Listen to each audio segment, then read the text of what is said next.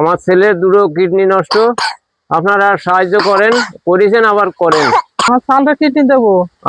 আল্লাহর রহমতে আপনাদের সাহায্যে আমি একটু সুস্থ হয়ে উঠেছি।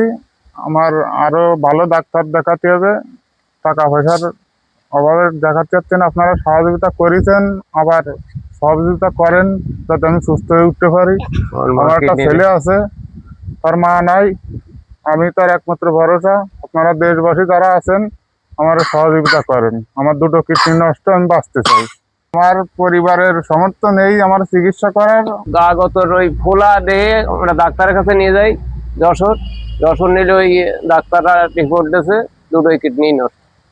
তারপরে আপনারা কোথায় কোথায় দেখাই? তারপরে আবারও যশোর দেখাইছি, 3টে ডাক্তার দেখাইছি যশোর, তারপরে ঢাকাও নিয়েছি ওই একই 3 বছর বয়সে।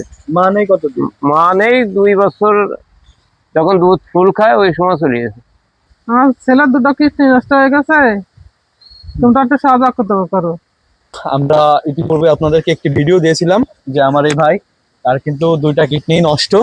তো বিগত সময় আপনারা কিন্তু আমাদের পাশে ছিলেন, এখন কিন্তু আপনাদের সহযোগিতা একটু বেশি করে দরকার। আমার পাশে দেখতে পাচ্ছেন তার একটা পরিবার আছে, তার কিন্তু ছেলে। আবার দুঃখজনক ব্যাপারটা হচ্ছে যে ছেলেটার কিন্তু মা নাই, এবং আমার পাশে কিন্তু দেখতেছেন তার বাবা এবং তার পাশে মা। তো আসলে মা তো অমূল্য জিনিস, আপনারা সবাই জানেন। তার মা কিন্তু একটা কিডনি দিতে রাজি হয়েছে, কিন্তু অর্থনৈতিক অবস্থা এতটাই খারাপ যে আসলে এখন কিডনি দিলেও কিডনিটা প্রতিস্থাপন করার মতো সামর্থ্য তাদের নাই। আমার পেছনে কিন্তু তার বাড়িটা দেখতে পারতেছেন। তো এই মুহূর্তে যদি আপনারা সহযোগিতা করেন, অলরেডি অনেক সহযোগিতা করছেন, সবাইকে ধন্যবাদ। তো তারপরেও যদি আপনারা এই যে কিডনিটা প্রতিস্থাপন করার খরচটা যদি আপনারা কোনো সহৃদয়বান ব্যক্তি দিতেন, বা আপনারা সবাই সম্মিলিতভাবে যদি একটা ফান্ড খুলে যদি দিতেন, অবশ্যই ছেলেটা কিন্তু সুস্থ হয়ে তার পরিবারের কাছে থাকতে পারতো। তো আপনাদের কাছে একটাই অনুরোধ করব, হয় তাকে বাঁচান, নয়তো ভিডিওটা শেয়ার করেন, নয়তো কিছু টাকা দেন।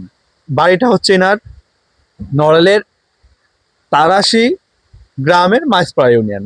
সম্প্রতি শুনেছিলাম যে তার 2টা কিডনি নষ্ট হয়ে গেছে। প্রথমত সে কিন্তু অসুস্থ হয়ে পড়ে, তো তাকে প্রথমত নিয়ে যাওয়া হয় যশোরে নিয়ে যাওয়ার পরে যশোর থেকে কিন্তু তাকে বলা হয় যে তার কিডনিটা নষ্ট হয়ে গেছে।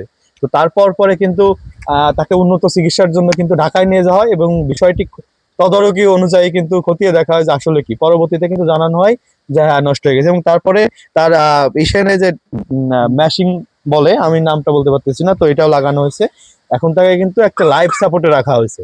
তো যেহেতু তার মা স্বেচ্ছায় কিডনি দিতে রাজি হয়েছে, ছেলের পাশে দাঁড়াতে রাজি হয়েছে, তো মনে হয় আমরা যদি সবাই সহযোগিতা করি একটু করে, অবশ্যই কিন্তু অসম্ভব কোনো কিছু